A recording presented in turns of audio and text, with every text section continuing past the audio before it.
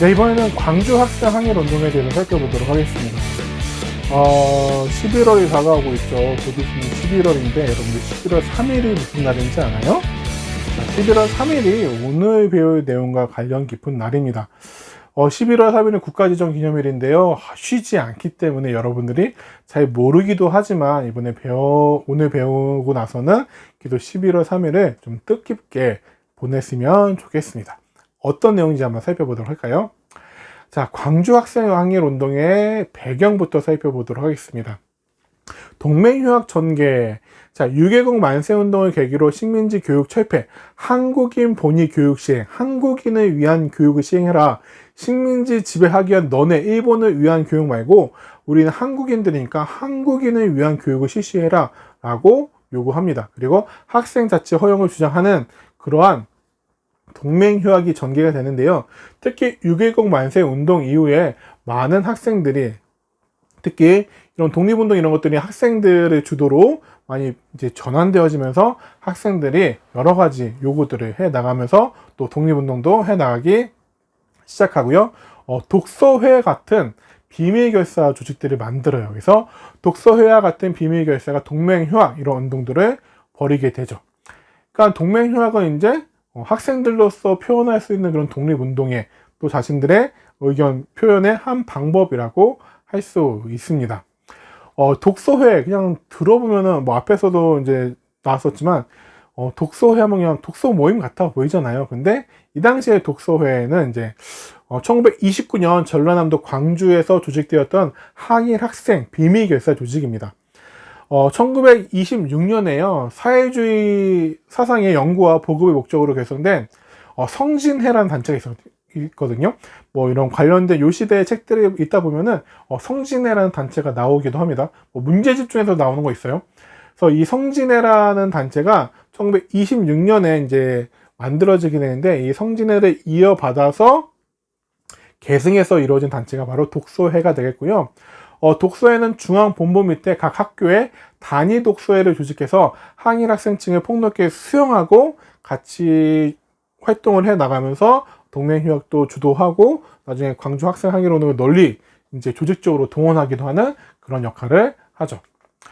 자, 광주 학생 항일 운동의 전개 살펴보도록 하겠습니다. 자, 나주역에서 한국인 학생과 일본인 학생과의 충돌 1929년 10월 30일입니다. 10월 30일에 나주역에서 한국인 학생과 일본인 학생과의 충돌이 벌어지는데요. 이거 여러분들 어렸을 때부터 많이 책 같은 데서 읽지 않았을까 싶어요. 이제 광주, 이제 나주역 이런 데서 이제 학생들이 광주 쪽으로 이제 학교를 이제 서로 막 기차를 타고 통학을 했어요. 기차를 타고 통학을 했는데 통학 열차가 나주역 구내에 있을 때 일본인 학생이었던 후쿠다 쇼조라는 학생이 광주 여고부 3학년생인 박기옥, 이강춘 등 이 한국인 여학생들의 댕기를 잡아당기면서 조롱을 했어요. 그러니까 희롱을 한 거죠. 요즘 성희롱 한 거예요. 그러니까 이거 이제 지나가던 또 나오던 박기옥의 사촌 동생이었던 박준채가 이제 이 광경을 봐요. 이 광경을 보니까 가만히 있을 수 없겠죠. 게다가 또 사촌인데. 그래가지고 이 쿠쿠다 쇼조든가 그러지 말라 이렇게 하다가 결국에는 싸움이 벌어집니다. 큰 싸움이 벌어지게 되고요. 박준채가 다니던 이제 광주 고등 보통학교 학생들과 쿠쿠다 쇼조 일본인들이 다니던 광주 중학 학생들 간의 패싸움으로 확산이 되어집니다. 이렇게 확산이 되어지는데 어떤 문제가 생기냐면은 이제 학생들이 패싸움을 막 하고 하니까 경찰들이 출동을 했겠죠. 그래서 뭐 어쨌든 거기 가담한 학생들 다 잡아갔겠죠. 근데 잡아간 다음에 한국인 학생들은 일본 경찰이 한국인 학생들만 탄압하고 검거하고 이렇게 하고 일본인 학생들은 그냥 풀어줘 버리는 이런 편파적인 수사를 진행하게 돼요. 자, 그러자 이제 광주에 있는 학생들이 중심을 해가지고 민족차별과 식민교육 철폐를 주장하면서 광주에서 총걸기를 하게 됩니다. 이게 바로 11월 3일 1929년 11월 3일 광주 학생 항일 운동의 시작이라고 합니다. 자, 그래서 이렇게 이제 패싸움에서 일본인 학생의 한국인 여학생 희롱에서 시작됐던 싸움은 일본 경찰의 편파적인 수사와 한국인 학생 탄압으로 인해서 결국에는 광주 학생 항일 운동을 11월 3일에 불러일으키게 됐고요. 이 시위는 전국적으로 확산이 됩니다. 전국적으로 확산이 되는데요. 광주 지역의 독서회 중앙본부가 조직망을 통해서 학생들을 많이 동원하게 돼요. 얼마나 많이 동원이 되었는지 보면은 이거를 이제 일제 치하에서 3.1운동 다음 가는 가장 큰 규모의 민족운동이라고 얘기를 하거든요. 그래서 일본의 일제의 자료에 따르면은 전국 149개 학교가 참여했고요. 5만 4천여 명의 학생이 참여했다고요. 5만 4천 명, 별로 안 되네 라고 생각을 할 수도 있겠지만요. 당시 중등학교 이상, 국민학교가 아닌 당시로서는 중등학교 이상의 재학생이 8만 9천 명밖에 되지 않았다고요. 당시에는 지금이야 중학교, 고등학교를 모두 갔지만 당시에는 정말 극소수의 사람들만 중고등학교에 갈 수 있었단 말이에요.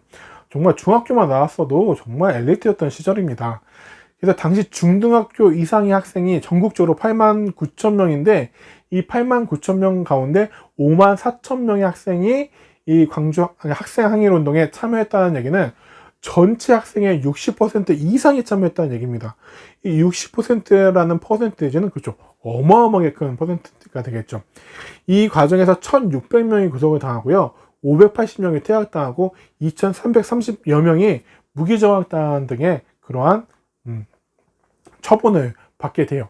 그러니까 엄청 많은 학생들이 참여했다는 것을 알 수가 있습니다. 자, 이렇게 편파적으로 하고 한국인 학생들의 피해를 막 겪게 되자 신간의 중앙본부, 앞에서 배웠죠? 신간의 중앙본부에서 이 광주 학생 항일 운동에 대한 진상조사단 파견하는 등 지원을 하게 되어져요. 그리고 더 나아가서는 나중에 그렇죠, 진상보고대회를 개최하려고 했어요. 진상보고대회를 개최해서 이걸 더욱더 확산시키려고 했지만 일본이 이 신간의 지도부를 검거하면서 결국에는 무산이 되고 말았죠. 광주 학생 항일 운동 당시의 경문을 좀 보도록 해요. 경문. 교내의 경찰의 침입을 절대 반대한다. 언론, 출판, 집회, 결사, 시위의 자유를 획득하라. 조선인 본위의 교육제도를 확립하라. 식민지적 노예 교육제도를 철폐하라. 사회과학 연구의 자유를 획득하라. 전국 학생 대표자 회의를 개최하라. 이러한 경문을 내걸고 투쟁에 나섰습니다. 자, 이런 광주 학생 항일 운동은요, 3.1운동 이후 최대 규모의 학생 항일 민족운동이 되겠습니다. 학생들이 앞장서서 사회운동 단체들과 연합해가지고 전개한 전 민족적인 항일 운동이 되겠고요. 그래서 이제 현재 11월 3일에 학생 독립운동 기념일로 지정하고 있습니다. 학생 독립운동 기념일로 지정을 하고 있죠. 1953년에 이제 해방된 이후죠. 대한민국 정부는요, 학생 항일 운동의 정신을 기리고자 11월 3일 광주 학생 항일 운동이 일어났던 11월 3일에 학생의 날로 지정을 했어요. 그래서 어른들 중에는요, 학생 독립운동 기념일이다 라고 부르지 않고 학생의 날 이렇게 부르시는 분들도 계세요. 바뀐 줄 모르시는 거죠. 1973년에 기념일을 통폐합하면서 없어졌다가 1984년에 학생의 날이 이제 부활하게 되는데 2006년에 학생 독립운동 기념일로 바뀌어서 이름이 바뀌어서 지금까지 이어지고 있습니다. 2018년에는 이제 정부 주관 행사로 격이 높아진 것이 바로 이 학생 독립운동 기념일이 되겠습니다. 자, 이렇게 해서 좀 간단하게 광주 학생 항일 운동을 좀 살펴보았고요. 3.1운동 이후 일본 치하에서 있었던 정말 학생들이 주도가 되었던 대규모의 민족운동, 학생 항일 운동, 그 당시의 학생들은 정말 어리지 않았던 것 같습니다. 여러분들 우리 일제시대에 또 정말 여러분 나이에 많은 청소년들이 독립을 위해서 애썼고요. 그리고 해방이 된 이후에도 4.19라든지 6.25혁명이라든지 이러한 많은 민주화운동 과정에서도 많은 고등학생들, 중학생들이 있었습니다.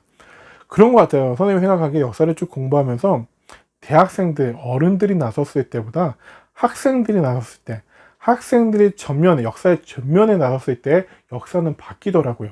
그러니까 여러분들도 정말 내가 역사를 바꿀 수 있는 그런 주인공이다라는 생각을 가지고선 늘 여러분의 꿈을 향해서 달려나갔으면 좋겠습니다.